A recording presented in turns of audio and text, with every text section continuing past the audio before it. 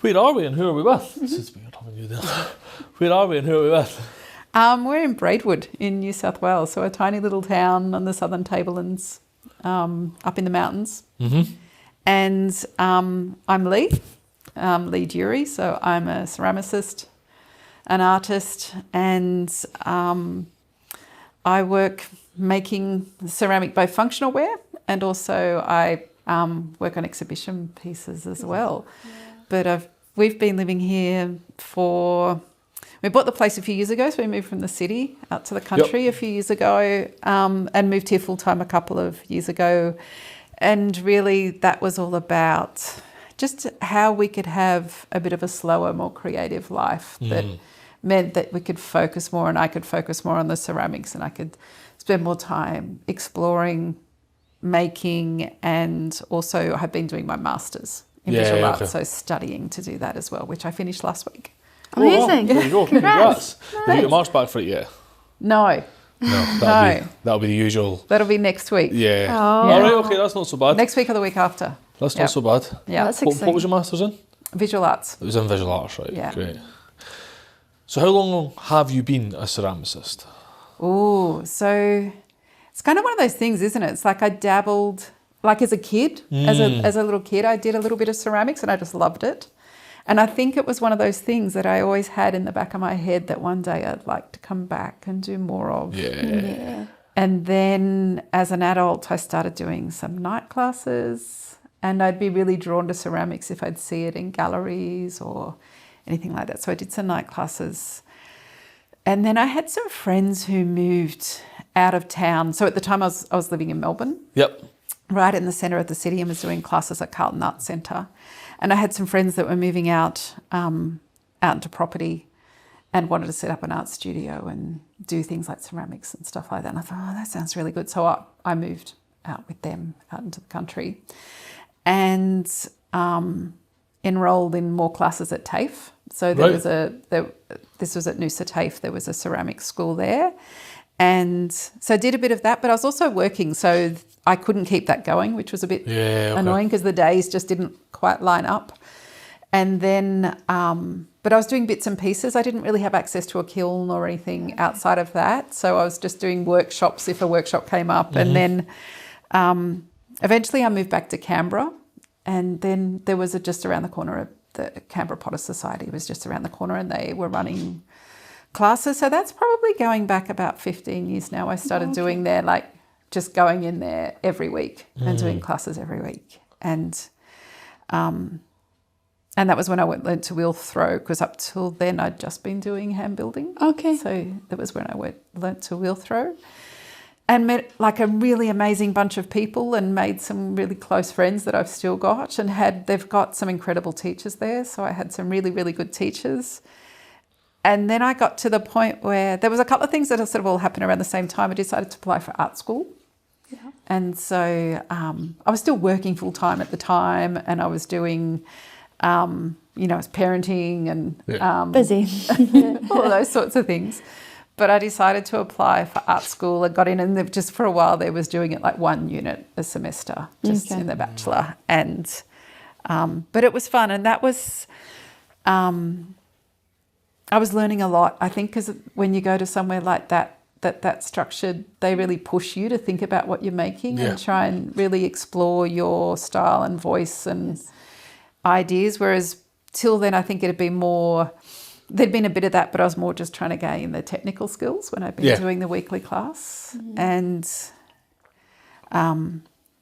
so, I've been doing it for that long. And then like it just was one of those things that kept snowballing, once I'd started doing that weekly class, I started just doing it more and more and more. And then I started to set up a studio at home and my partner had a pottery wheel. I think it's this one actually that was her mum's from the 70s. So I set that up at home and we're starting to make more and more and more. And so it's just one of those things, isn't it? Especially with wheel throwing, it becomes a real body memory, muscle memory thing. So the more you do it, the more confident you feel, the more you can actually make the thing that's in your head. And it took a few years to sort of get to that point where I think I could just make whatever's in my head now. Yeah, okay. And so I was doing that. And then it was I'd sort of got to the point where I was making things that were consistent, and I was putting them up on my Instagram, and I started getting people contact me wanting to buy them, and it was like, oh, maybe that's a thing. Yeah. Maybe I could sell my ceramics and stop just giving all of my family presents all the time. So I had a couple of people approach me about the same time. Funnily enough, one of them was in the job I was working in. I was in a workshop, I don't know, it might have even been a workplace health and safety workshop or something like that. It was one of those workshops you have to do where they put you in tables, and they put in the middle of the table some Play-Doh. And I was sitting there playing with the Play-Doh, making like a little tea set out of this Play-Doh because I was bored out of my mind. And the guy sitting at the table with me who worked in our HR department asked me, he said, "Are you a potter?" And I was like, "Yeah." And he said, "Oh, we've just started a shop." He and his partner had just started a shop, and he was like, "Do you want to put some pottery in our shop?" Right. Okay. So all that sort of stuff was all happening. It's sort of amazing how it all just came together at about the same time. Yeah. All of those little things. So that was 2018, I think. Right.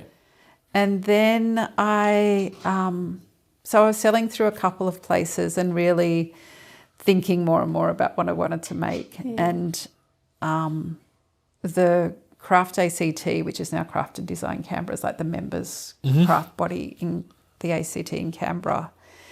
They ran a workshop called Ready Set Market, and it was basically they took a small group of makers through a process from over a few months to prepare for doing a market stall at a pretty high-end market. So it was running you through all the things like, what products to develop, how to price your work, how to style your work, how to set up your market stall, how to take your money. Very good. All of how to brand what you're doing. It was all of these sorts of things, which was fantastic. It was, how some things come at just the right time that you need them. Yep. And so that happened, and I did my first market. I think it was 2019, and then COVID. Yep. But while I was doing that, I was also just sort of growing Instagram, and most of my work's come through Instagram. Oh, good. Really. So growing that and building that up, and just doing it more and more and more, and to the point where it sort of turned it into a business and a really sort of substantial side hustle to work as well. And it's almost like it was like a proof of concept, I guess, of just trying that as a side hustle for a while, and working on weekends to make stuff, and in my holidays I'd make stuff, and I was doing a little bit of wholesale, and then selling at markets, and anything I was making, I started investing back in the business. So anything so I bought things like a kiln, and I bought another wheel, and I bought all those sort of bigger, like all the tools and stuff like that, but all the bigger ticket things. It's like while I'm working, because I always had in my head, it's like, I want to do it more. So while I'm working and making money, I'll buy the big expensive equipment. Yes. So that by the time I want to be able to sort of step back from work more, I'll have the gear. Yeah, that makes sense. Yeah. It is how a lot of people start these things, isn't it? I think it's also a very safe and exactly clever way to start it, because you want to enjoy the making part of it. Yeah. And you do need some start-up, whether it's investment or grants or funding or you fund yourself through. That's how we started We Are Makers. Yeah. I was still working at the time. So you said right at the start of that, when you were a kid, was your mum and dad arty, or where did that come from? I think my mum was always quite creative, so she would do things like, quilt making and stuff like that. So she was always doing a little bit of that. My grandmother used to, when she retired, she did lots of painting. So she was always, when we visit her, she'd always be doing little paintings and things. But apart from that, no one was really a maker in that sort of at that scale, and nobody was doing ceramics. And my dad he's always really, really interested in mechanical things, so he was always tinkering away on cars and that sort of stuff, but not necessarily making things from scratch. Got the problem solving. Yeah, but problem solving, everyone was always doing something. It wasn't like I had a family where people no one played lots of sport, and nobody sat around sort of watching TV all the time or anything like that. Everyone seemed to be doing something with their hands in some way. So I guess that's kind of the experience I got. But it was also, so the background I came from, like I'd never ever met anyone who'd been to art school. I'd never met anyone who worked full time as an artist. Like that just wasn't something that, I grew up in a country town. It was quite a working class town, and my background was quite working class, and it was like I was really encouraged when I left school to get a good job in a bank or A real job. Yeah, a real job. Yeah. Or if I was going to go to university, really to do it for a real job, and like an accountant or something like that. And that had zero appeal. Yeah. Understandable. Yeah, so it was, I guess there wasn't that sort of role model, and I think I might have come to it much, much sooner if I'd seen some of those role models or seen how it was done, or felt like it was actually a legitimate career path. I think for me it was always, it just didn't seem like a thing. And I didn't do art at school. I was sort of always encouraged to do stuff that was a bit more academic. Right. So where did you find that role model later?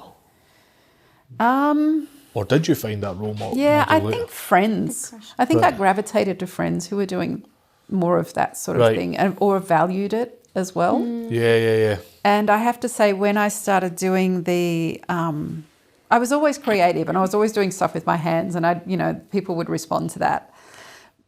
But I think it was when I started doing my weekly pottery class, and I built this little, around me there was this lovely community. It's not so much I built it, but there was this lovely community of women who were really into it, and and were so encouraging of each other, It was a really nice thing that they were just really supporting each other, and I felt like I got a lot of support through that process as well. How important is community in the making space? I'm just going to let Trixie in because she's you having a little moment out there. Come on in.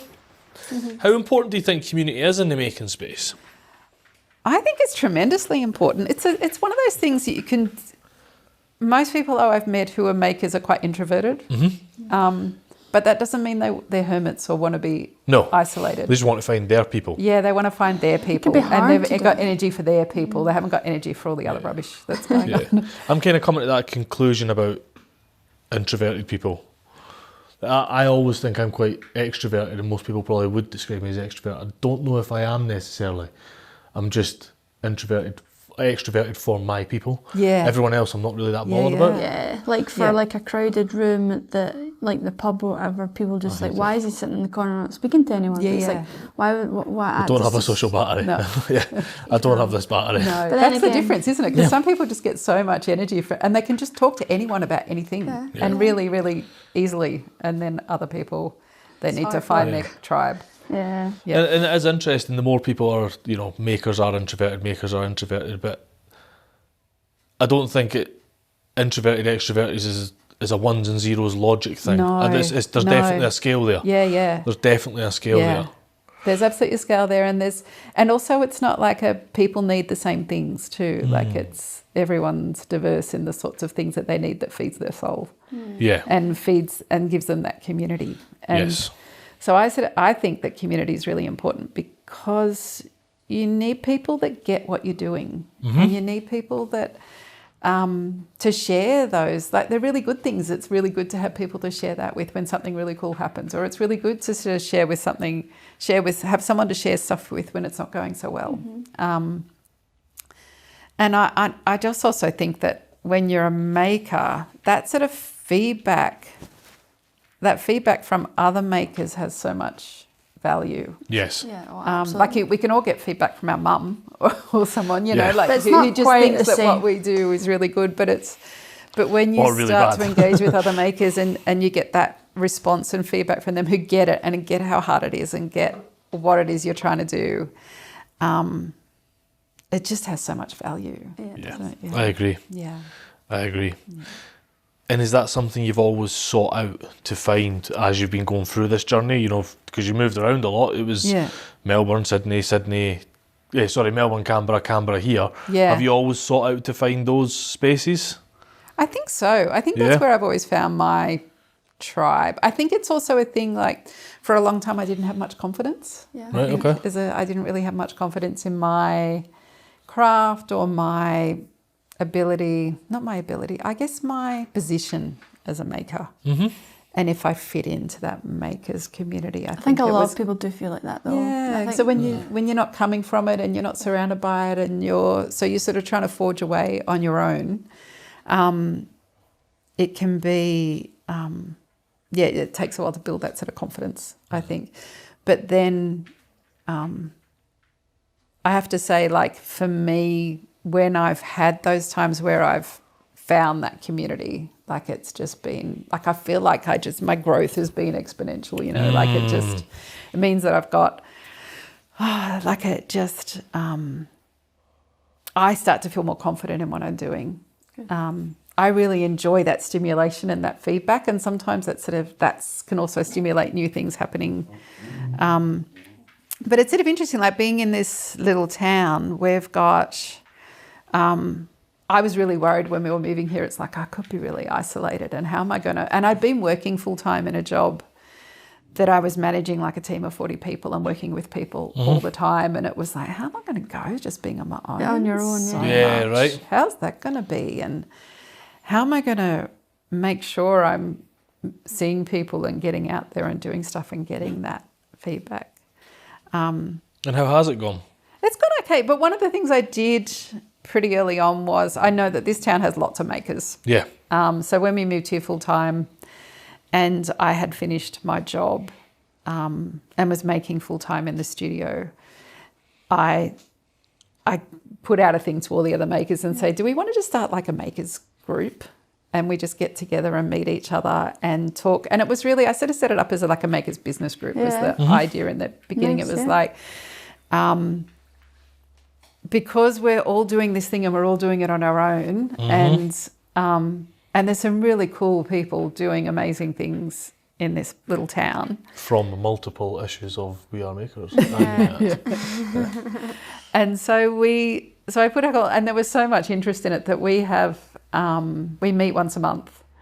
And we meet at one of the local cafes and we just have a talk. And we started out with like a bit of a theme for each week of like, this is what we're going to talk about. But really, it's much more free-flowing than that. It's become quite organic, and it's just depending if someone's got something going on that they want to talk about, we talk about that, or we just might talk about all the things that are going on. And we've also started doing a studio tour.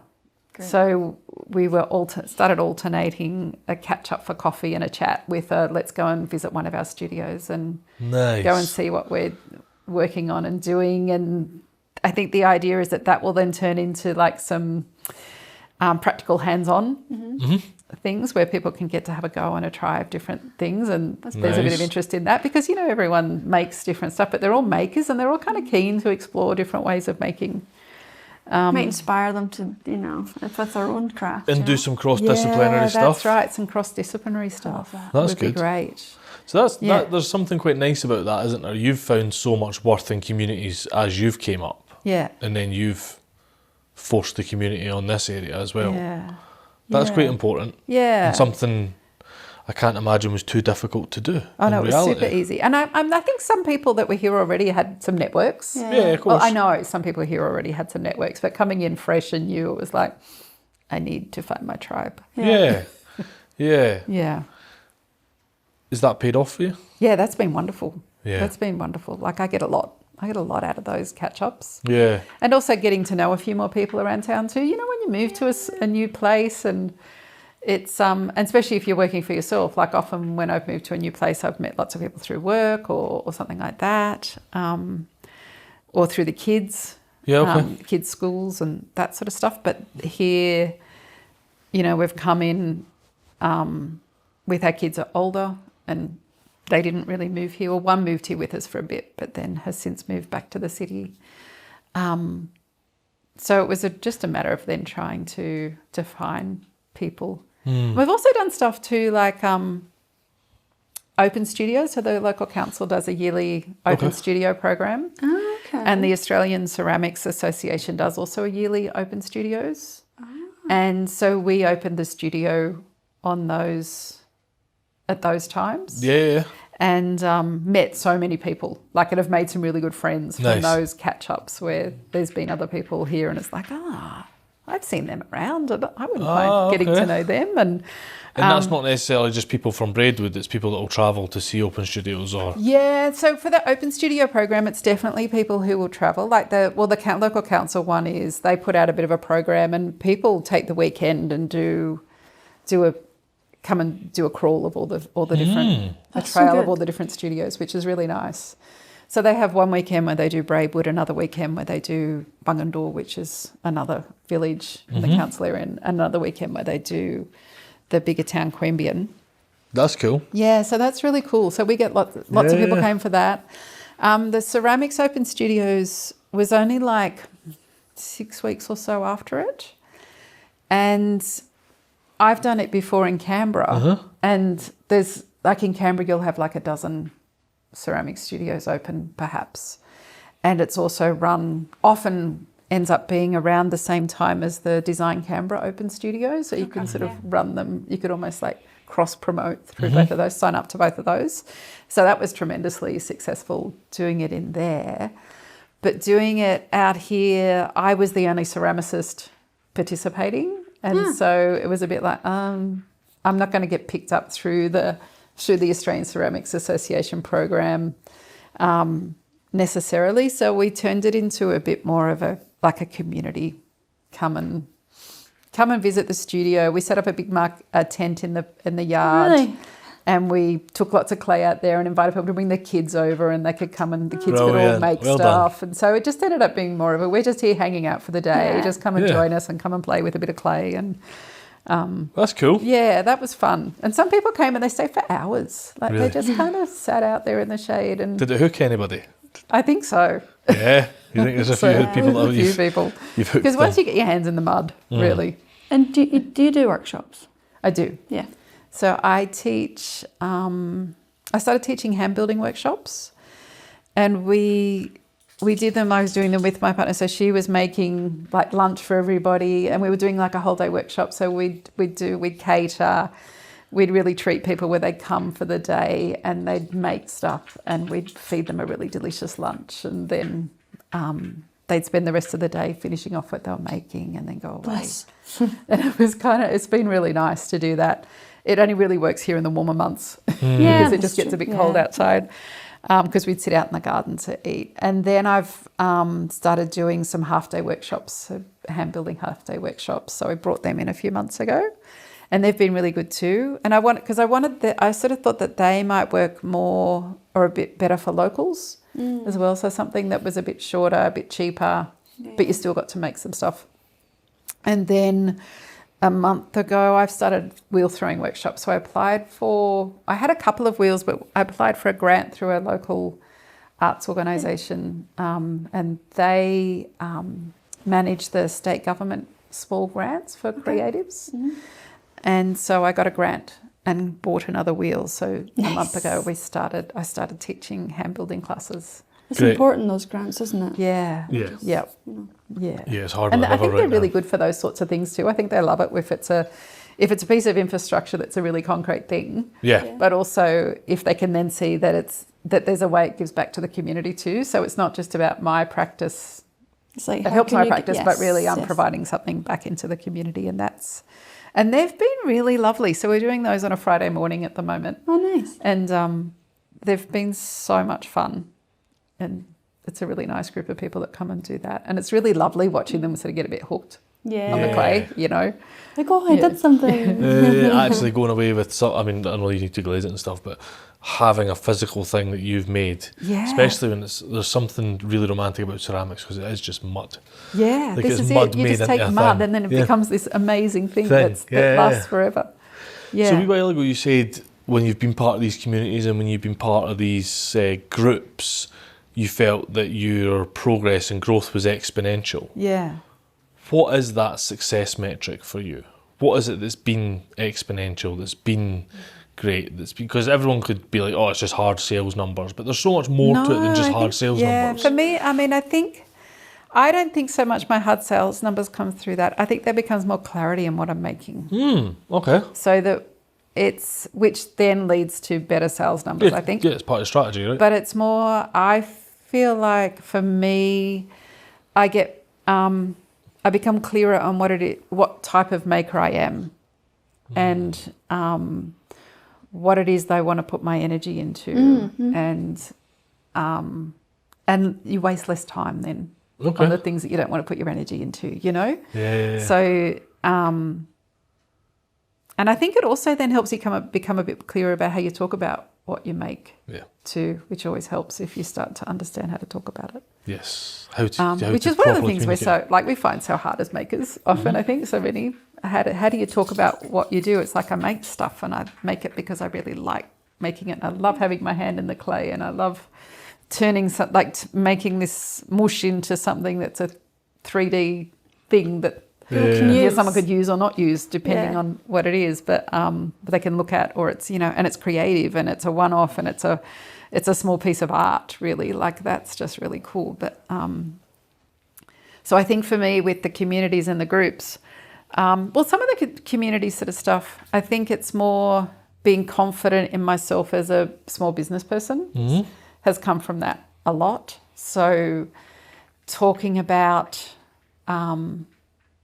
different things that have worked for different people, and different tools that people use, or different ways people have approached things, and that and thinking about this as something that's really professional, it's and taking it seriously and presenting yourself out in the world as a professional. Yes. And I have to say, like, nobody in my family's been in business for themselves, really. My dad did for a little bit, but most of his working life, he was working in the public service. My mum the same. And so that, how to run a small business, was never something that was really, I was really seeing around me or seeing modelled. So it's been quite a steep learning curve to learn how to do that. But I've really enjoyed it. And I find it really interesting, and I find it really stimulating as well. I think I'm one of those people that sort of likes to learn new things all the time. So I think that's where it's been really cool too, learning. Yeah. So there's so much to learn, and there's so much to know, and there's so much to try and experiment and test. And I think I've really enjoyed that. I think partially, like, my background, even though I left school and started working in a bank, I knew like, I lasted 6 months. I hated it. But I was trying to work out what I was going to do with my life, and I knew that I had to do something creative, but I also knew, like, I just came from that background where I needed something that felt like a real job. Yeah, right. Yeah. Yeah. And so, and I really didn't know what it was going to be. And when I was about 21, I went backpacking around Europe, and I was working in a pub. And I did it for about a year, but I was working in a pub in London for a while. Okay. And I was working with this New Zealand woman who had been studying landscape architecture. And I'd never even heard of landscape architecture. I didn't even know it was a thing. So, but it sparked my interest. And when I came back to Australia, I started researching it and looking into it. And I ended up applying and went to university and studied landscape architecture. And so I worked as a landscape architect for a really long time in private practice, like in firms. So that was still feeding your creative want. And it had that really, because I also had in my head, I wanted to do something that was quite analytical but also creative. That makes sense. And I think landscape architecture did really tick those boxes. And I did that for a long time, and and I moved into working in government rather than in the private sector, for various reasons, partly because it paid better. And at that time I was a single parent, and it was like I just needed a bit more money to be able to survive. But also I really loved, doing work on public spaces and working with community and doing all of that sort of thing. But once you move into local government, you also do a lot of project managing other people to do projects. And then when I moved, that was when I was living in Queensland, and when I moved back to Canberra and worked in government here, became pretty much all project management. And so I had a lot of, by the time I was sort of into the making, I had a lot of experience of thinking about budgets and projects and how you make things come together and what are all the steps you need to do and all of that sort of stuff. And I think that came into like being interested in that and being able to do that. Also with the business stuff, I kind of approached it a bit like a project management approach of, So it was like, okay, what are the steps I need to do? How much is it all going to cost? Where am I going to do this? What am I going to do with that? It's like transferable skills. Using those skills. But I also did, I signed up for anything and everything where I thought I could get some, like, to educate myself. So the New South Wales government has a whole lot of free support for small businesses starting out. And they'll teach you different skills for free. So you can go to online workshops and things, but also they give you a few hours of free one-on-one mentoring.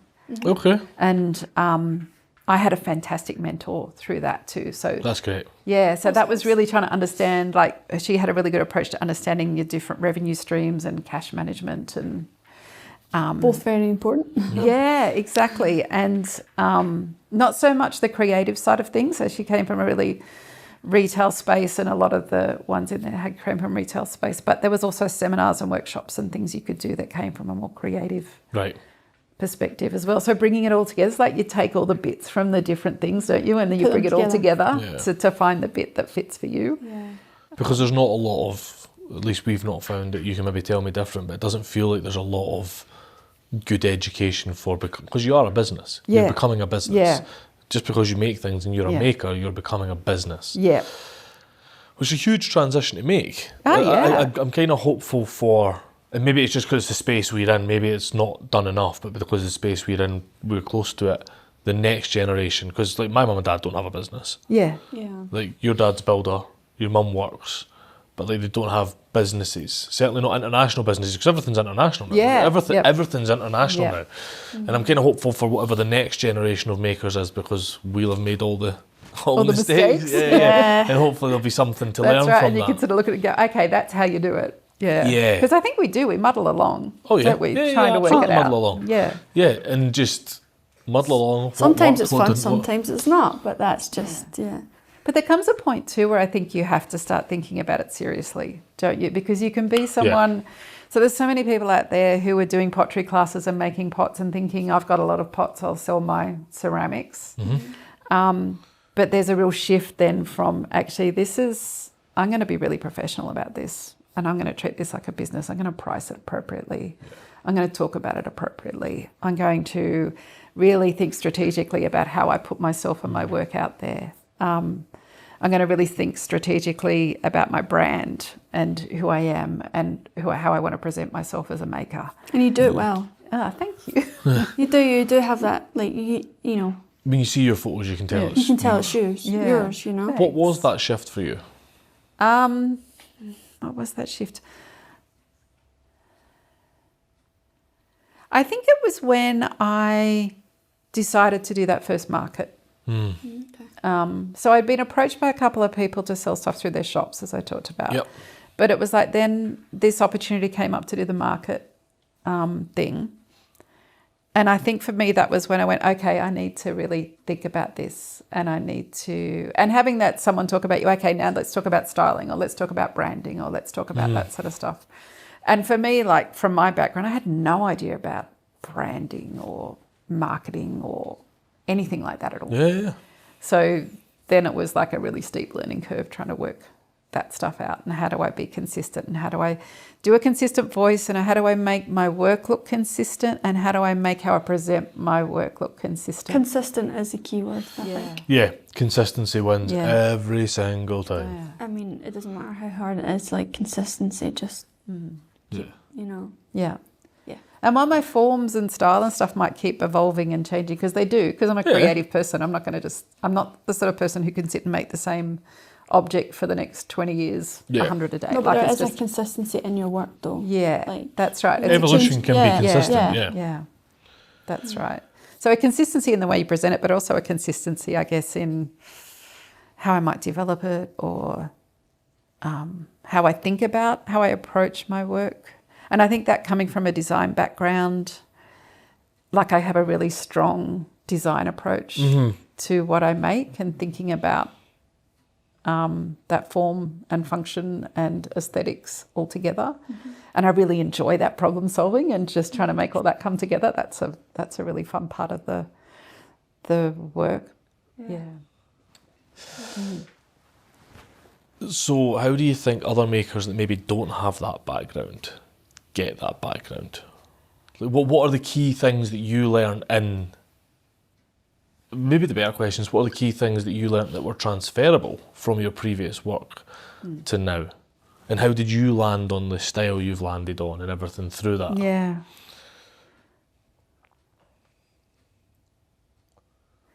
I think some of the key things were, from a design perspective, was about, I really wanted to make objects that had a timelessness and a value, and weren't just, because once you've fired ceramics, it's around forever. So you want stuff that, you know, when you first start, you do fire everything because you think you're just so amazed that you actually made something. Right, and okay. and you love it all. Like when you first start out, you love it all. But also, I feel like as I've become more professional at this, I'm much more thoughtful about what I want to put out there and what I want to be out in the world forever. And so I guess from a design perspective, I really do think about how I design it, but also making sure that there's a consistency in the quality of what I'm putting out there. Yeah. From a project management perspective, I think there's that real interest in that methodical, these are the things you need to do to bring it all together and make it happen. So that doesn't matter what you're making, step 1 through 10, still step 1 through 10. Exactly, yeah, step 1 through 10, and that's sort of setting up those systems, and so even setting up the ways. So all of my wholesale customers or consignment customers have come through Instagram essentially, when I first started out, I was pretty casual with them, and I sort of didn't really have that confidence in me as a business person. I was sort of really, I don't think I was particularly consistent. Yeah, I could maybe do some stuff, yeah. But I've got much better at now being really clear. This is what I do. This is how much it costs. It's just learning. And just, you know. Yeah, and I put together a booklet and say, this is what I've got. I'm also really, really, really careful about who I stock with as well. So why is that? I get approached, and I think this probably happens for a lot of ceramicists, because there's a lot of shops out there that want to stock handmade ceramics. I get approached a lot by shops wanting to stock my stuff. Because you know, when people start like, yeah, just have it all because I just want it to be out there. But it's interesting. You're like, no, I'm quite. Yeah. I think about who I stock. Yeah, I do think I think about it. I want to stock in places that really value handmade. Yes. So that they can talk about it in the way that helps other people value what they've got. Like I don't like stocking where somebody just has a whole lot of cheap stuff as well, and they can't differentiate between the two. So everyone I stock with it's very true. Really values handmade and can talk about it to their customers. And because that's really what you're doing when you're putting your stuff out there to wholesale. You're trusting somebody to sell your stuff. You're trusting them to represent you. You're trusting them to represent you. Not just as a brand, but as a person, because you are the brand. There was a lovely shop in, is it Seventh Stop in Yakandanda? Seventh Pocket. Seventh Pocket. I don't know if you ever had No. We went in there and she has such a lovely curated shop. And, you know, we were talking to her for ages and she was like, I really nitpick of what I want to stock in the shop, and you can tell it's beautiful. It makes a difference, doesn't it? It does. It makes such a difference. And everything you can see is high quality. Yeah. You know, there's no rubbish in there. No. Yeah, so. And I think the thing with people you're selling through as well, it's a partnership in that they have to trust you to be able to make good stuff that they can sell, and that people will want what I'm selling. And so at the same time, I'm doing my own marketing and my own presence, but also they... No, I was just going to say, because when we went into the shop and I was picking things up, she's like, oh, that's such, isn't it beautiful? Like she knew exactly what she was selling, which makes a difference. Because people are like, oh, really? Oh, that's really interesting. Oh, yeah, I want to buy one. Yeah, exactly. That's what you need as well. Yeah.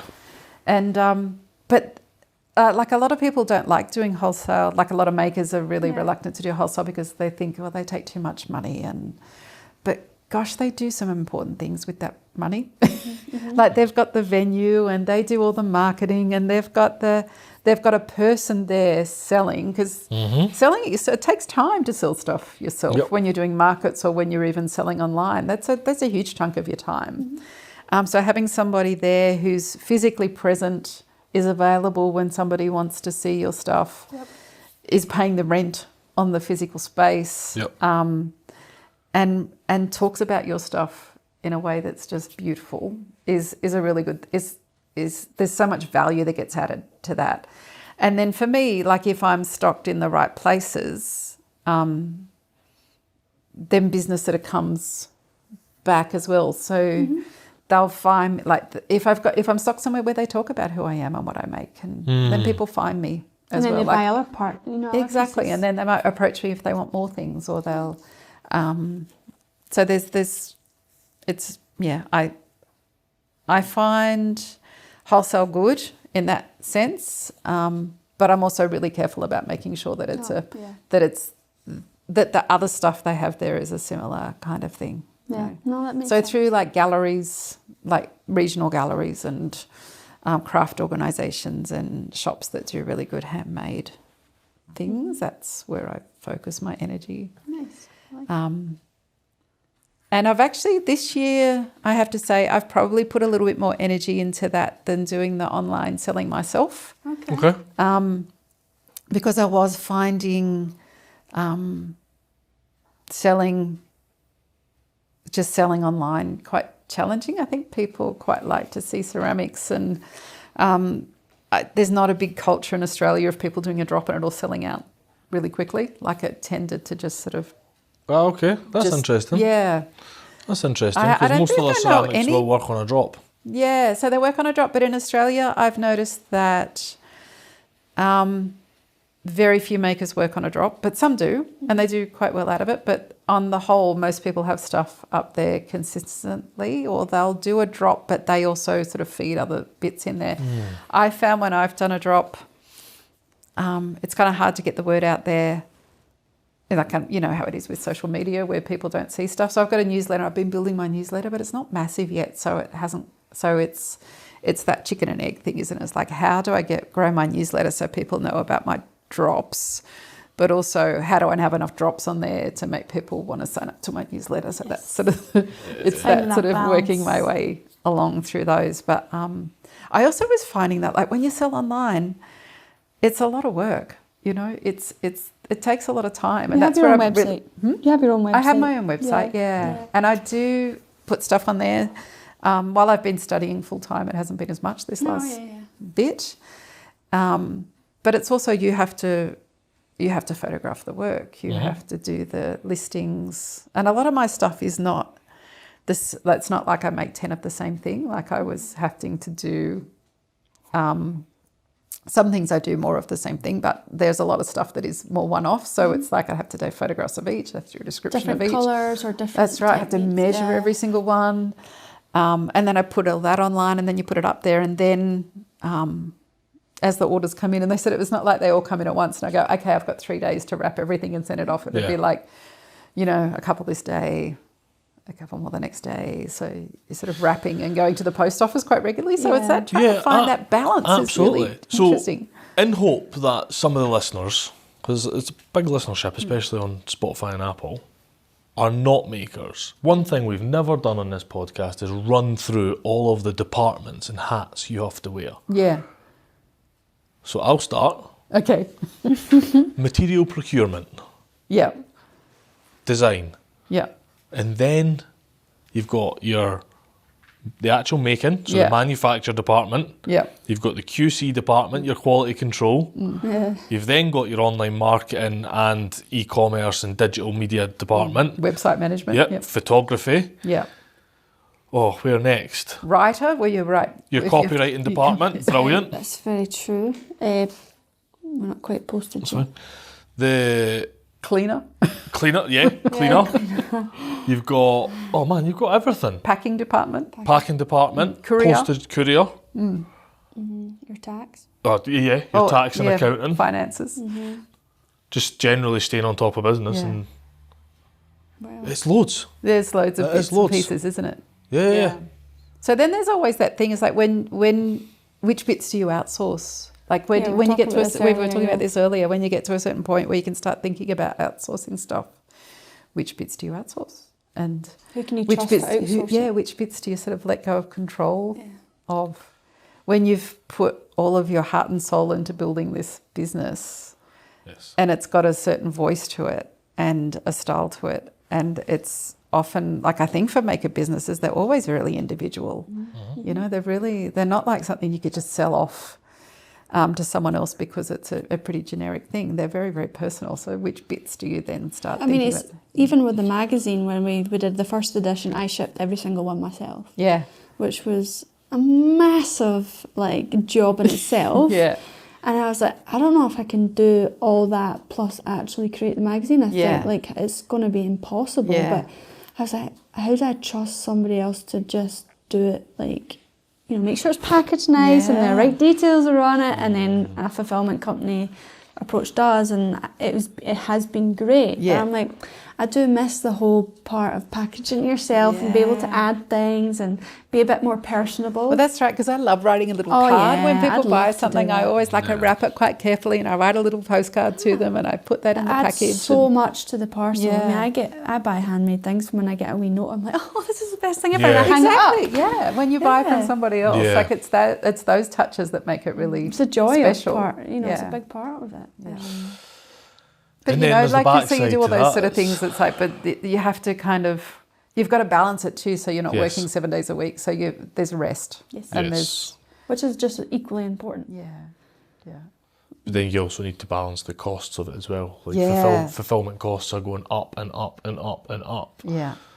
To a point, we're struggling to keep our postage prices at what they are. Mm. Do we take it back in-house for a short amount of time until we find a new fulfillment centre that...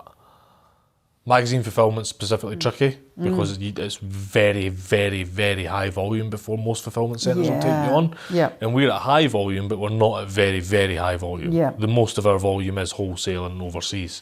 So it's working that out. So there's another one to add to the business and strategy decisions. Yeah.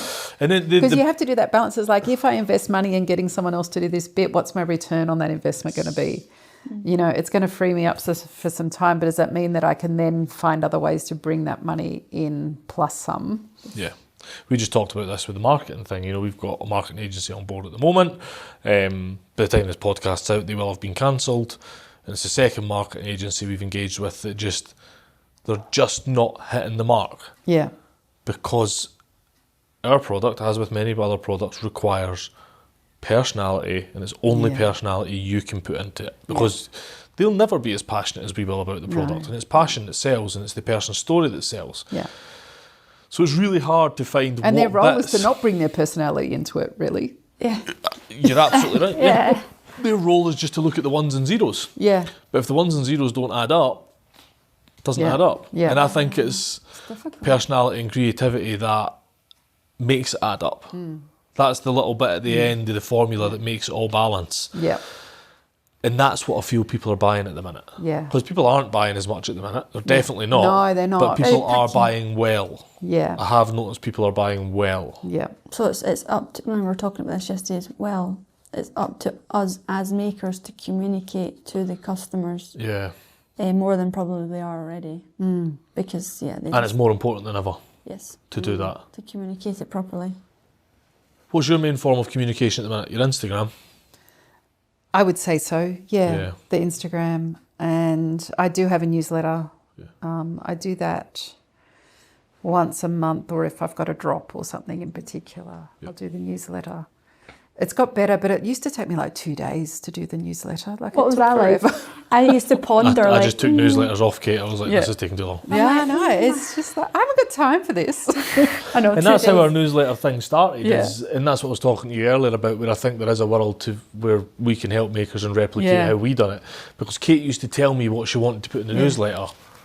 She was too close to it to put it down quickly. Yeah. Because she wanted to add every detail. But me as the listener was like, That's interesting, that's interesting, Yeah, that's so interesting. this is having All someone these else other that things can- are just fillers. Yeah. Because I sometimes write out my newsletter and I'll go, that's like 2,000 words. I can't send that out. Yeah. But I've got better at, I guess, condensing it down. I also used to do this thing when I first put my newsletter out where I wanted to add all this value. And so I was doing this thing where I was sort of putting a recipe in it. But what I wanted to do was then make whatever was in that recipe and then style it and present it with a photograph of that with my pots. And it had got to the point where the newsletter would just get put off and put off and put off because it's like I hadn't got round to doing. But that's a beautiful idea. I really like that idea. It was great, but at the same time, it was like I just let it go in the end. It's like this is just taking too long. You should I know, and you want to keep that as your newsletter, but that's a great Instagram idea. Yeah. Content wise, but you could even spend like a couple of days doing the different recipes and just automate it. Batch it. I'm Batch so it. bad at batching. Batching is fantastic, and I really want to get there. But it's been one of those things. Like I feel like there's so many things going on at all at once that I'm just kind of jumping to the next thing and trying to just. That's the hard part. It not is, just and I jumping think onto that's the transition I'd like to make next with my businesses. Though some of those systems where you do a lot of things at once, so that you're simplifying. That overall, particularly the marketing. I think batching and marketing go so well together, and for the right content. Yeah, for the right I do believe content. there's stuff that like Instagram posts and stuff. We've tried to batch them before, and I do believe there's things that you are more powerful and better writing in the moment. Yeah, but certainly newsletters, batching and flows are great. Yeah, because I read a thing a while ago. It was that Amelia lady, like the lady I look at for marketing things on LinkedIn. Female personal branding and coach. She's just like, just post it. Like whatever you think at the moment, just post it because you'll just be thinking for hours. Oh, I don't really know what to say. Let's just post it. Like you know. That's what I love about Threads. Yeah. Threads doesn't seem to have this pretense that Instagram's got. I see you on Threads a lot. Yeah, I've got on Threads more and more. Do you like it? People are like, I do like it. Although I've quite enjoyed it. Although I have found recently my feed is filling up with stuff that I am not interested in, and I haven't quite. And I know that there was something posted the other day about how they've almost got like a swipe left and right feature coming in. They've already got it. Yeah. Have they? Because it doesn't seem now? to be working on mine, but. They maybe come out in batches. Yeah, I noticed and often that. in Australia we get those sorts of things quite late. Yeah. Because I do find at the moment it's getting less and less interesting because it's full of. I might have clicked on a story once, that whole man or the bear thing that was going through, and I did click on one or two of those, and now it's just like, how do I just get that to go away? No, you really need to be careful what you engage with on. This is it, and then so you have to retrain the algorithm by just purposely not clicking on any of that sort of stuff and just going and finding the things you really, really want to click on. Kate's laughing because we are still trying to retrain our algorithm. My side of making is like big engineering projects, people that make custom cars and custom motorbikes, and I didn't realise I was on the We Are Makers one. Oh, no. So I was going through it. So our We Are Makers Explore Me feed is just like massive off-road trucks, big diesel engines. Where's all the like nice maker stuff going? Yeah, where's all that gone? Because it's really quick to jump, isn't it? It's so quick to jump and really hard to jump back. Yeah. Which I makes think you it wonder, takes is that about how 6 people... weeks to train it to come back. Yep. Which makes you wonder, is that how people are losing contact with you on the other side of it? Because they've went down one very shallow rabbit hole and it's kind of they didn't muddied really over everything else. Want to keep going down. No. They were just interested on this particular day. Yeah. Yep, and suddenly that's what their feed's full of. Yeah. How do you, for other makers listening, how do you keep your potential customers, followers and all that engaged? Oh gosh, it's a constant experiment. I think that. I find people, particularly on Instagram, what really works for me is like the things that show how things are made. Yeah. And what's really taken off for me in the last few months is the tips. So I've been doing like a Tuesday tips where I post something on it that here's a how-to.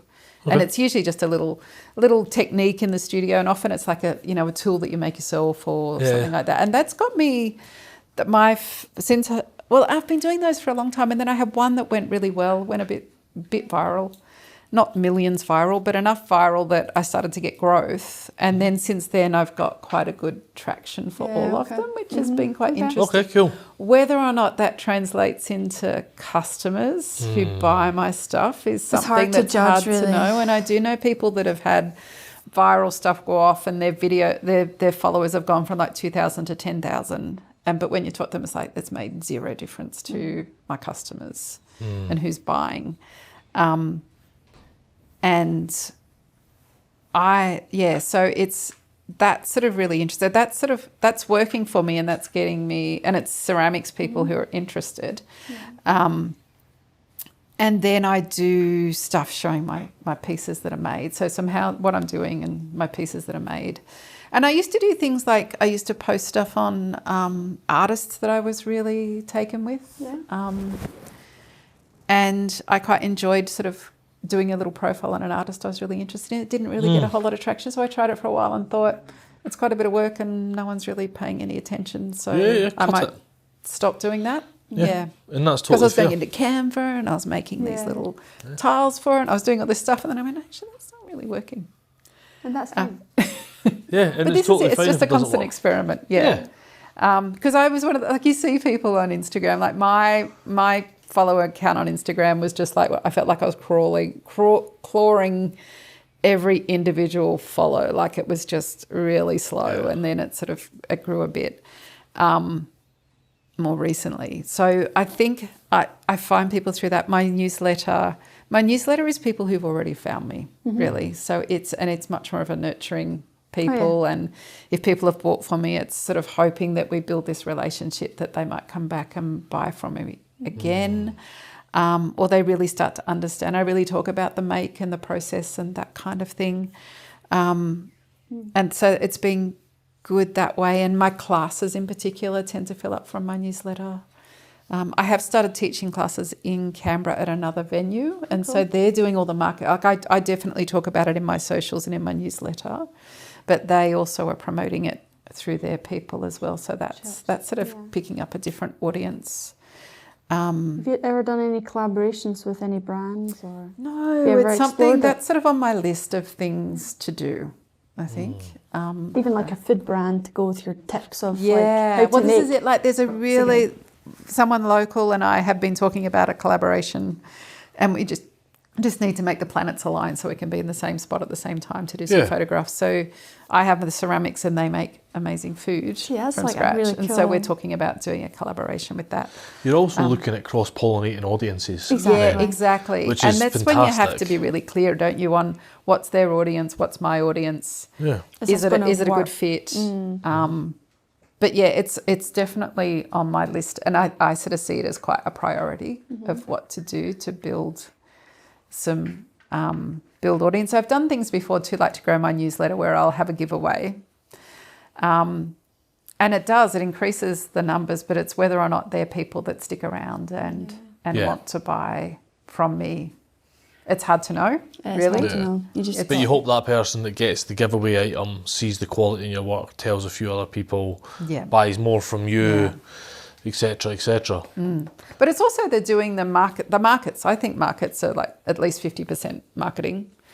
Yeah. If I go and do a market, especially if I'm in a market that's in the right place and I'm in front of the right people. So that's why I'm particularly fussy about which markets I do. Which is also why I think newsletters are so important, because if you've got a big newsletter, people miss stuff on Instagram, but if you've got a big newsletter, you can tell people, I will be at this market on this day. Yes, you're not relying on other customers, and that's the thing that can tip people over the edge that have been watching your stuff for a while. Oh, she's only an hour away, I'm going to pop in there. And, oh, you're holding it, you're talking to Lee, you're X, Y, Z, you know. I had this beautiful experience at a market I did in Sydney last year, the Sydney Ceramics Market, which is a newish market. And the very first, so it ran on the Friday night for like an industry thing, and then so it was a one-day market, and the doors opened and this woman came in really quickly and she said, I read your newsletter, I'm on your newsletter list, I live in Queensland but I've flown down to be at this market.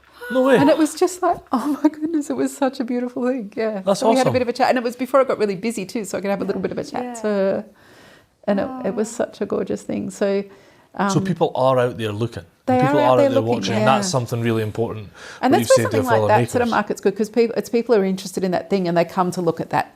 They come because they're really interested. It's not a general. Just stick to the niche. It's hyper niched. Yeah, niche is good. And there might be another 100 potters there, but all these people have come because they like pottery. They won't just buy from one. No. I also read something on LinkedIn. I love LinkedIn, but it was like, just keep posting because people are watching. Although they don't engage or like or comment, they are watching. Yeah. But what I say, give advice is just comment and engage because, you know, it's always handy. Yeah. I mean, I'm on LinkedIn too, but I have to say it's not something I've put a lot of time into. Yeah. It's like if you want to like collaborate with brands or wholesale, like that's where these a big people part of our are. business is advertising wholesale, so finding brands, Kate on I'm LinkedIn very is active fantastic. on LinkedIn. Yeah. So. Whether it would be as good for makers or and that's a whole other conversation. I think like it depends on which part of your business you want to promote. Yeah. I think that's where it is. Like I would be really interested, what I really want to get into this year is doing sort of bigger scale one-off pieces and lighting and things like that. That's kind of where I want to put some energy. So working more with designers and, you know, interior designers and architects and that kind of stuff. So with LinkedIn's, so that's where I've started to engage a bit more in LinkedIn. So what do you think needs to happen for you to go down that route? Collaborations I think would be good. Yeah. Making some stuff that I can profile. Yeah, okay. And then thinking about, well, where do I present myself to do? You want out, pal? Where do I place myself? There we go. She'll be back in a moment. Yes, she will. Yeah, so starting to think about them whereabouts to position and place myself to be able to get that work. And that's part of that is thinking about ways to bring in more money to the business and which things might be a way to bring in more money to the business that aren't, like ceramics is really physical, like it's a lot of physical work, and so balancing the physical with all the other bits and looking after your body. I'm pretty careful about looking after my body and do lots of different things to make sure I do look after my body. Because there's a lot sitting on. Well, there's a lot of sitting and can be, you know, clay can be really hard when you get it out of the bag, so you got to soften it and all of those sorts of things to protect your wrists and your hands and your back and your, all of those sorts of things. It's pretty I know fun. a lot of tattoo artists, young tattoo artists, really suffer from bad backs. Oh, they would, because they're really hunched over. They're really hunched over, very tense, concentrating a lot. And I can imagine a lot of fine ceramicists motor is the thing same. too. You can imagine getting RSI from that fine motor. Yep.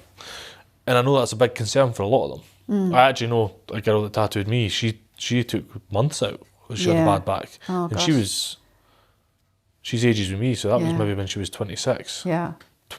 So she'll be 30 now. So maybe that was 26, 27. Look after your body. Yeah, lots of potters and ceramicists have had like issues with carpal tunnel or back issues, and I really want to avoid that. That'd be terrible potter then. Bad back and bad wrists. Yeah. So where do you see the direction of Lea Durie pottery going in the recent future? You're obviously going to do some of these bigger pieces. Yeah. I want to do some of those bigger pieces. I want to really work with some collaborations. So that's something that this next 12 months I think I'll be focusing on. I've just finished my master's, and as a result of that I've got a couple of exhibitions coming up in an art residency. So that's sort of for the next few months is taking a huge chunk of time. It's exciting, but it's also takes a huge chunk of time. So I think that'll be my focus for the next little while, and a couple of markets that come up at the end of the year, you know that. But then what I really want to do is start thinking about, well, how do I position myself to do stuff that's a little bit more one-off, higher end, really considered and thoughtful, and Steph Wallace had a good insight into this. Yeah. She contacted interior designers. Yes, that's she right. Made a couple so of that's big why ones. I want to get some prototypes that I can then start approaching. And I did in the course I was doing, I did a collaboration pitch deck. So I've sort of got my template ready for that. But I really want to, it's like, well, what do I want to put in it? In fact, I want to put in some of these things I really want to be making. And I have talked to a person who makes really cool lampshades about a collaboration. So nice. Yeah, so I do love a good lamp. Yes. So it's... I don't mind a good one. It's the rubbish ones that are in the house that I do mind. Oh, well, that's... Case with some lamps that she's had since, like, they were her bedroom lamps and they're in her house. I was like... Well, until I can afford a nice one, I'll just, you know... I actually went and fitted new hanging lights above the kitchen island for exactly that reason, because the old one was like this. So I rewired a whole new set of lights just so I could get rid of one table lamp. But a good lamp is like your mum's table lamps are. Yeah. She like goes, yeah. big, you know, like big Yeah. ornate one. They're really, really nice, and a good lamp makes a room. Oh yeah, Yeah. it does for sure. Yeah, yeah. It's personality too. And they can it command does, good doesn't it? money. Like just really good, well-designed things like that. Yeah. People want them. They're It's very statement exciting. pieces. Yeah. It's very exciting. They're very beautiful. I look forward to seeing what comes from that. Yeah, we'll see. They can command really good money as well. Yeah. I think I so. mean, I know they're a lot of work, Yeah, but they can command they're good a lot money. of work, but also when you think about some things that you make are still quite a bit of work, but they don't command. Because really, you can only charge what you can charge for some functional pieces of ceramics. Yeah. And my stuff's probably at the higher end of what people generally charge. Yep. Not the highest, but also it's not cheap. Yeah. So it's definitely a decision to buy something, and I think there's something really beautiful about having a handmade cup that you use every day that is about valuing yourself and valuing that moment and having a beautiful object. I love that. But there's also there's only so much really you can charge somebody for that. Yeah, you also, I think, especially cups, you need to look at them as a gateway drug as well. Yeah. We buy a lot of cups from ceramicists or get given them or whatever, and every time, a lot of our friends are not in the making space at all Yeah. back home. It's just not really the locale, shall we say. But every time they use them, they always ask about them, and they're always really intrigued by I love them. how like I never get the same cup. Yeah. Yeah. And I view this that is as it. like, hopefully one day they'll be like, like when they need to replace their They cups, have they'll to. be They like, So I'm have, going to go and like- buy something Yeah. like that. Yeah, Yeah, they because we do that even as a potter. I collect cups from potters whose work I love, and then every time I make a cup of tea or coffee, it's like, You which remember. cup? What am I drinking? Which cup do I want to have? Oh, Yeah. this is a really beautiful cup that they made. This is perfect for this particular beverage. yeah. It's a really nice thing to do, but I love the cups that have just been like squished so you can feel the potter's hand marks in them. Yeah, they're fun. However, they're not the right cup for a long black coffee, No, of which I noticed the other day. But because you're like, oh, someone is very clear someone made this because Yeah. it's actually got handprints in yeah, it, exactly. which is Yeah. phenomenal. What was it Chelsea? Jelly. Sheila. Jill. Yeah. She was saying sometimes people really like that they can see a wee handprint. Then other people are like, it's got a handprint in it, like, can I get another one? yeah. And it's like, It's interesting. Some people expect a handmade thing to be perfect, like a manufactured thing. And Yeah, so there's but an it's- education that goes into saying, well, it's handmade. So, and I'm really clear these days. I used to try and make all my cups identical. And now I'm really clear on they're handmade and they're all a bit different. And you Yeah. pick the one that sings to you. Or if you're buying it online, they're not all going to be identical, and you're going to get one that's, it's pretty close, but it's individual. it's a wee quirk to it. Yeah, It's not that's always right. the same. It might have a slight warp, or it might have a fingerprint, or it might have something on it. But the whole point is that it's not perfect. Yeah. Yeah. I notice some of the top ceramicists will either have, a little bit on the picture on their website to say they won't all be exactly like Yeah. this, or they'll list each cup as an individual thing. Yeah. And I notice Florian's drops, when he does his drops, they're all listed as individual cups. Yeah, okay. With individual pictures, Yeah. He everything's doesn't do listed it as like- a one of one. Yeah. And that's quite a good way to do it, I think. Yeah, that's the way I was doing it, and then I've transitioned to more of a. There's some objects I'll do it's not this individual cup, but it's something pretty close. Yeah, right. And other things I'll do is this is an individual. This is what it is, and it's that managing how similar to the picture does it need to be okay to sell it as one of many, or. And then how nervous does that make somebody who wants to buy it online? If this isn't the exact one, what does it really look like? But then not all customers are your customers. The time that goes into and then you have to write, I have these bits of paper and I put in each cup, okay, that was cup number 1. This is all the measurements for cup number 1. Yep. This is the description for cup number 1. That takes a long time. Yeah. And like with Florian, the amount of cups that he's putting out, that's a lot of time. yeah. He's very systematic in what he does. Yeah. But he says it himself, that's everything he does. Yeah. That is everything. Some nights he'll cook at home. Yeah. We had a great conversation with him for hours about Yeah. it, both on podcast and off. And it's obsessive. Yeah. It's there's no verging on obsessive, No, or no. it might be it is obsessive. Yeah. But that's his job, and he's got it down to a T, and he sees that as his responsibility to do it that way, because that's the way he's decided. Yeah. Which is cool as well. Like, That's I right. really like that. I can be quite obsessive about some things I'm There's doing. something really authentic about the way he does it, and he's really, he talks about the way he approaches it and what he does, and you can tell that that's coming from him, but that doesn't mean that other people need to do it the same way as well, there's which no is great. one way to do it. Yeah.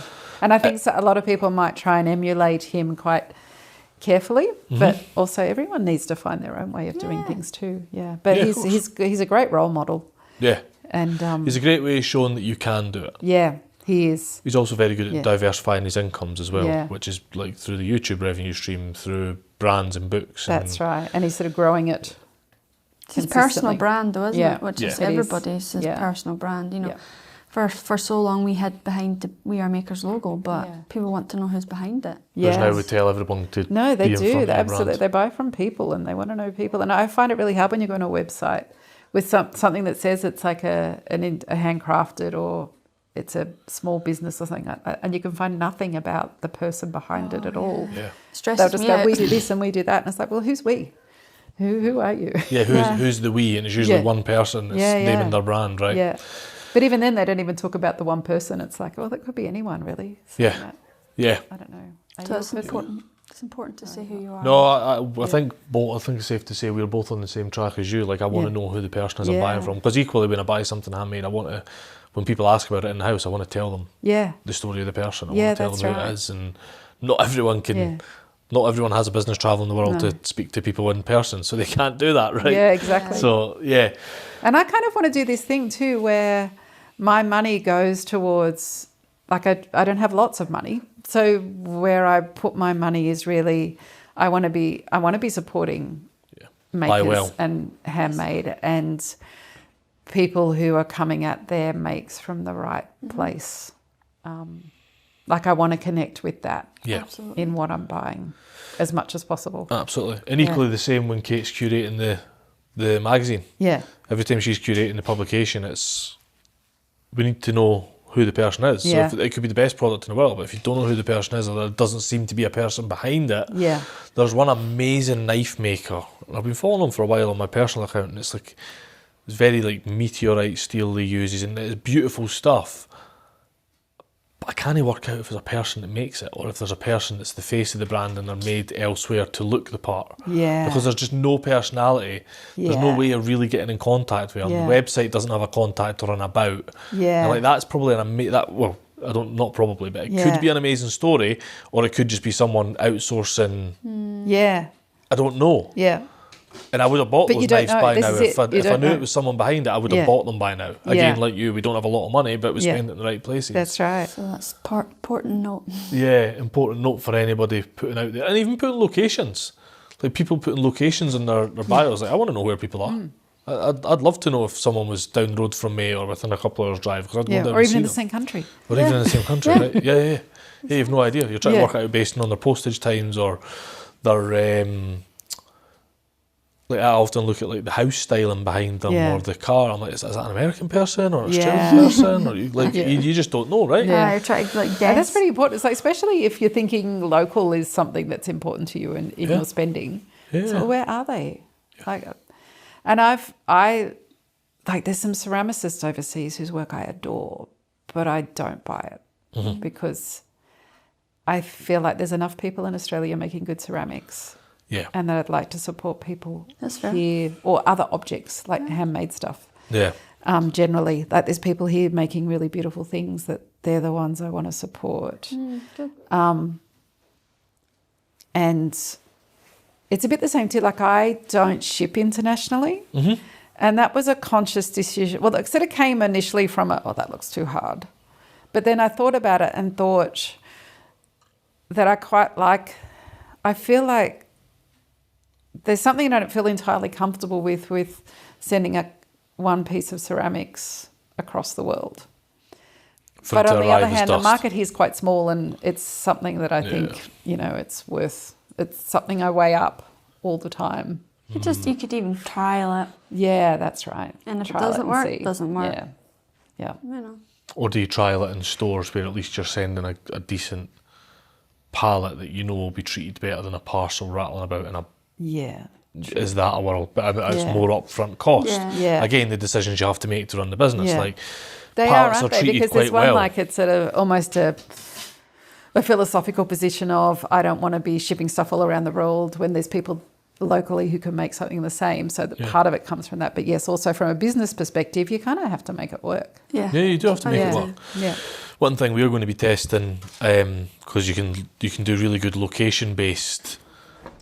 You coming back in, pal? Mm-hmm. You can do really good location-based ads. So for the next few months, once we're running our ads again, I'm going to be running the same ads in different locations and just trying to find out where that location is best suited. Yeah. I think that's something that people should try as well. Like, and whether that's just looking at your orders or looking at ads or looking like where is the locations that things are working. That's where platforms like we found Shopify so insightful. Like moving to Shopify from Squarespace or Ecwid or anything is changed our business. Yeah, really. Oh, it's completely changed our business because you can get really analytical about it all. Hello. Hello. So a few more questions. Yeah. We've kind of done that one. This is Brian's one, which I absolutely love. If you could be remembered for one piece of work in 100 years, what would it be? That's really hard. That is a really hard question. I think that would just change constantly. So I think it would, I sort of feel like it would be better to be remembered for your approach and your body of work rather than an individual piece of work. That's a good answer. Because what might be my favourite piece of work 6 months ago now might be something I feel like I've totally moved on from. And even if you build the lamp, which is the sort of dream project at the minute, that might move on again. Oh, totally. But that's the creative process, isn't it? It keeps evolving. Yeah, absolutely is. It absolutely is. Okay. And the next thing, like it's always about doing the next thing. I'm not a manufacturer. I'm a creative person. There's always another thing. Yeah, and the rest of it we've kind of covered anyway. Kate, do you want to ask your wrap-up question, pal? Yeah, what advice would you give your younger self? I think it's and this is what I say to younger people, and now because I'm getting older, is to just follow your passion and try it. And if it doesn't work, then you can do something different. But don't, just back yourself that way, and don't be afraid to give it a try. Yeah, it's a good one too. Yeah, back yourself. Back yourself. Much of the advice that comes across from other makers is along the same ilk. Yeah. It's just trust yourself, back yourself. Yeah. Because it's interesting, like for me with ceramics, like I know I was into it as a much younger person, and I know there was a part of me that always wanted to come back there, but I just didn't know how to do it, but also didn't trust myself, didn't trust that it was a thing, instead of just going, okay, this is what I want to do, I'm just going to do it. Yeah. Yeah. How do people find out about you, Lee? Where do people go? How do people sign up to the newsletter? So my website is Mud Department, MUDDEPT, so department like... Yep, Dept. Dept. So muddept.com. And I'm the same on Instagram, and they're the best places to find me. I've started doing Pinterest, but I'm a bit slow on there yet. It's another thing. I'm trying to work that one out myself. Everyone's the same. Like, I have a Pinterest, but I don't really do anything with it. And that's a problem for them. And I've heard really, really good things about it. But they don't make it easy for we've been trying to just get verified, like, because we're obviously on as a business account and just trying to get verified. It's verified for like a week and then it comes unverified. Oh, really? Yeah, it was really weird. I don't know if we set something up wrong, probably. Yeah, my verified seems to have worked okay.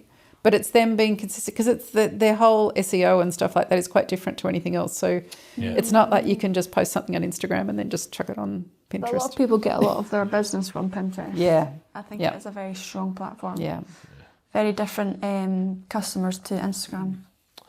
Yeah, so and come it and find me on clicks straight through to your website. Yes. Which no other platform it's something likes. I quite like to put more energy into. So that's another place I am. Okay. So that's another thing to add. Add to the list. Yeah, that's right. Add to the list. So, thinking about these cards, if you could ask any maker any question, what would it be? That's a really, really hard question. Or anyone, any other maker that's listening to this, what question would you ask them right now? I think I'd love to ask, like, maybe not makers that are around now, but makers like Lucy Ree or somebody like that, somebody who's just been at the peak of their craft, why they make what they make, and where what their making's coming from. What is their making coming from? Yeah, okay. So it's that. So understanding the creative process I find quite fascinating. Yeah. Similar to Jess's question, wasn't it? Yeah, why do you make? Why do you make? Not what's your inspiration, like why do you make? Yeah. And I like the adage to that, like where does it come from? Yeah. Love it. All right. Well, thanks Smashing. for having Thanks us. Thank so you. much. And for having us in Braidwood. And obviously we've just been out to meet some other makers. We're meeting the guys at Ferroforma tomorrow. And yeah, just having us in your amazing little studio in your house. Thank and you. It's Yeah. been lovely to have you awesome. here, and it's very exciting that you get to spend your birthday here too. I Yes, know. I do. My birthday will be over by the time this podcast's out, so you don't have to wish me a happy birthday. But I was reminded yesterday by my lovely wife that it was my birthday, which is cool. So we're going to get a bit of a get together, go down to Smoky Horse on Thursday and We are. get some food together, some Nepalese, which will be great. Put the word out a bit. Yeah, fab. All right, let's wrap it at that. Thank you so much, Lee. Thank you you for your time. Thank you.